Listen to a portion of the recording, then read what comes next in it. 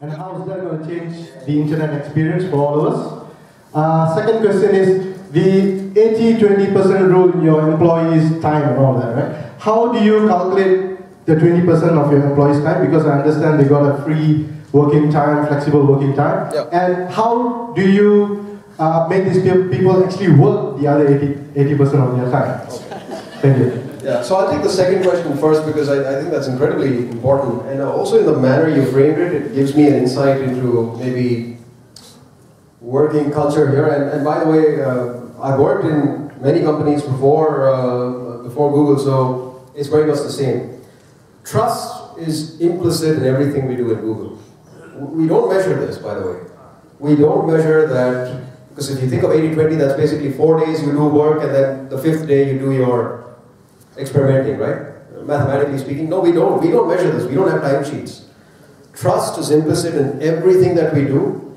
So when an engineer or when I or whatever, if I want to do this, what I'm doing, for instance today, I just speak to my boss. We just go ahead and do it, right? What Google is most interested in is what are the outcomes? What are the results? How you get to that is your business. You're mature enough. You're intelligent enough. You were hired in Google, so we trust you enough.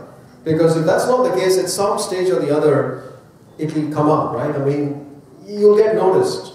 If, for instance, you spend 4 out of 5 days at home over a period of 6 months, not doing anything, and so on and so forth, it'll come up because you're surrounded by people who are incredibly hardworking, very ambitious, who want to climb Mount Kinabalu, or who want to do all of these things. So trust is implicit in everything we do. There's no such thing of, you said, how do you make them work the other 80%? We don't. We just talk about the things that need to be done and we'll go out and we'll get them done. Because if you don't, there'll be enough people who'll step up and do it, in which case you'll start to look bad. So it's an incredibly collegial yet inspiring environment. Right? So without that trust, it won't happen. And it's exactly the same way that we're going to operate here in Malaysia. 3 people have accepted, 3 Malaysians have accepted, they're going to start over the next 2 to 3 weeks with us. And I mean, I'm not going to be telling them, asking them to tell me what they do on a daily basis. We'll talk about what needs to be achieved, and I'm going to trust them to go and do it. And hopefully they will repay that trust in me. And as we hire more people, that's our culture here. We'll go, we'll have fun, and so on and so forth. So it's just trust and the desire to make a difference. And hopefully people find that inspiring enough. Fair enough? So you asked about +1, and +1 is very, very important. When you think about it, I think this for the longest time was a big gap in Google's thing, because we believe in doing things at scale, right? So I mean, do you know which is the world's 2nd largest search engine? Anybody here knows? YouTube. It's YouTube, by the way. And so when we set out, when we bought YouTube, and we never thought about it as being the world's 2nd largest search engine. But when we do things, we want to do it at scale, a really big scale. As a result of which, we use machine learning, we use algorithms, we use maths, data, but over a period of time, what happened is people, and especially Malaysians, data showed that, became more and more social, right? And we missed a social signal. When you think about it, we missed what city feels about this event and shares with, let's say, Alia, right? So people sharing with one another. We missed that element over a period of time. And what +1 does is now we're enabling you, Guru, for instance, tell your mom that you like Chrome, right? And so when you click +1, you're telling your friends that I find this piece of information that Google gave me useful. And so that hopefully is going to now add an extra layer, because your friends will trust you, right? And so they'll say, okay, well, great, this movie was good, and Guru's kind of voted by clicking on the +1 button. I'm going to go watch it. Or this restaurant is good, so I'm going to go watch. I'm going to go eat at that restaurant. So we're hoping that the layer of social signal that we put into search is going to make your experience more complete. Does that help you understand? +1? It'll come here soon. I don't think most of you guys have have seen it or used it, right? But may have heard of it. It'll come here soon, and then you'll start to see, so long as you're signed in to your Google account, and it'll be very quick to do this. If you don't have a Google account, the first time you see a +1 button, it'll prompt you. 2-3 steps, you have a Google account. So when you do that, the rest of your friends who have a Google account will start to share. And what the signals that we use, the question I can anticipate is, what do you use to kind of identify who is Guru's friends? So we look at things like your Gtalk and the people you have on your Gtalk. We look at your contact list, your email list and all, and we interpret it from there. And hopefully, I mean, this is just the beginning. It'll get stronger and it'll get much better. Right? Cool. Any more questions? And by the way, you should let me know when I have to let these guys go and eat food, right? So, because I could keep talking, it's very exciting, obviously, but I know all of you are hungry, so, you know, but there are many hands, so we'll keep going. So, wait, we'll come to you, sir, because there are people on the back that Naeem wants us to speak to. So, why don't you? Hello, my name is Muhammad Zarif. I'm the anchor for the Armenian TV, the Dubai-based international financial news network. I was just wondering about reaching out to the other side of the people who don't have the connection. I was wondering about what is Google Malaysia doing as part of the CSR in rural areas, possibly in Malaysia or beyond the region. Yeah. That's all. So when you said not have a connection, basically they're not online, right? So it's a good question, and this is something that we keep thinking about all the time. So we're looking at doing two things. In fact, as we speak, there is a team of engineers that's developing a product that we're hoping to roll out soon in Malaysia. What we'll do is help businesses, for instance, who don't have an electronic storefront, set up an electronic storefront, which is basically a fancy term for website, right? So they'll set up a website in literally a few clicks. They can build a website for themselves. And hopefully that'll make a difference to their business. The other thing is, and I've spoken about this slide before when I was presenting, is mobile is going to be a big sort of factor in helping people in the rural areas come online. They're not going to go buy a PC. They're not going to go buy a tablet. What they will buy is a mobile. And even if it is not a smartphone, even if it's just a web phone, we're working on some things that's going to help, make a difference to the web phone experience as well. So it's a little hard for me to speak about product plans, as you might imagine, but be rest assured that this is something that's very, very critical to us, and we will do something about it. So thank you for the question. Okay, excuse me, just a quick information. So we still got 30 minutes for Q&A session. So take your chance to ask Sajith with burning question. Okay, thank you. I thought every question has been burning so much.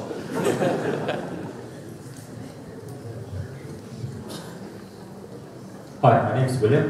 First of all, I just want to thank Google for creating Google Maps that has helped me tremendously in navigating my way around KL. Oh, wonderful. Right. I use it too. And I noticed recently that Google has just updated the local maps. Yes, some roads have been connected also. I'm just curious as to where do you get this information? Have you noticed the Malay Bahasa version of it? Sorry? Have you seen the Malay version of it? No. Maps?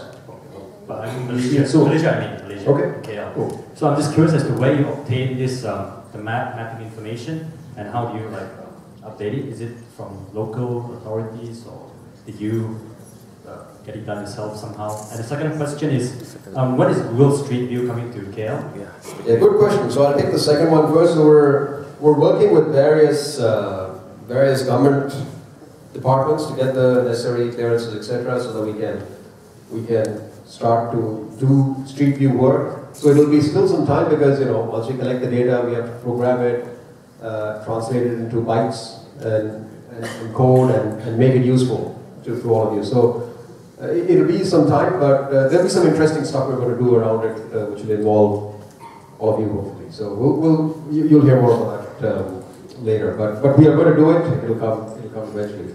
Now maps. We tend to rely on publicly available sources, but we also use map makers. So there's a community.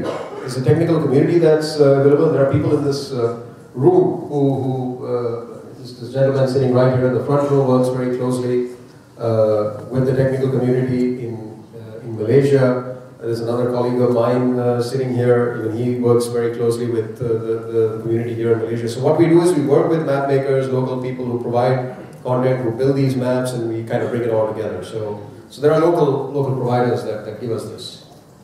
And we use data from third-party sources and from community and all that. So we bring it together. Any other questions? Right. You up next. My name is Nadia. I work in strategy for Sunray Group. I think you've demonstrated quite powerfully that there is a democratization of information and that the speed of change is very fast. So what do you need to do to succeed in this world is really to be able to generate ideas and be creative and do it very quickly in order to be ahead of other people. And clearly it's also a success factor to be successful in Google. Now my question is, and we come to the advice portion, is what are the habits and characteristics that you would do to sort of develop and keep that advantage? I mean, because there's a common perception that young people are more creative, you know, more in touch, but obviously not the whole organization is going to be fresh graduates. So what are the habits and characteristics that you do to develop and keep that spark of creativity and the speed? So that's a good question. So there are 2-3 things that we, I think, practice daily. I know I do this. So one is to never assume we have all the answers. So we're constantly testing, constantly iterating, constantly checking. And sorry, let me just close this. So one is to remain constantly hungry. Second, to experiment, right? And to do that iteratively all the time. And we're lucky because we get access to so much data that we can do this on a regular basis. In fact, I think it's been held against us because we're so focused on what the data tells us that we've actually had unproductive, I think, meetings where we talk about pixels of colors, and because we can run experiments on that and see whether users respond differently to a different shade of blue than not. Right? So to do that, I think it's also important to stay humble at all times, because the moment you kind of let arrogance creep into you, you're done for. You're sunk as a company, you're sunk as a person. So long as you stay humble, you stay hungry, and you stay, and by hungry I mean you're constantly learning, and you're, I know all of you are, and lastly, you're constantly experimenting, I think you retain that. Yes, sir. Hang on, I promised this gentleman. Hi, Sajith. I'm Harinda. I have a simple question. What is Google doing to nurture the developer crowd in Malaysia, the professional developer crowd and the student crowd in Malaysia? Okay. So you're sitting next to the guy who does a lot of work in that area, and I think what we want to do is, I think we should just do a couple more questions after this, because I think we should call it a night. Otherwise, you guys will start throwing things at me. So what we want to do is engage very closely with the professional developer community by means of programs and doing a lot of the work that Nazrul currently does. And we want to have regular these sessions, and we want to do it more now that we have a presence in the country and we can give that support. But importantly, it's not just the professional community that we want to help drive, because there are a lot of people who are either amateurs or who may not know that they actually are good at developing things for Google. And we want to start to build that. And a great talent pool for that is actually going to universities and people who are studying, and schools and colleges, and we want to do that. And I mean, a lot of schools and colleges have actually written to me already to come and speak. And I intend to do that because I think it's a great talent pool there for them to come, start doing some things, experimenting. Hopefully we'll have some what we call Google Hack Days, when people just code all day and enjoy it. So we'll do a lot of that. So last couple of questions, and I'm going to thank you all for your patience. We can make it the last question as well.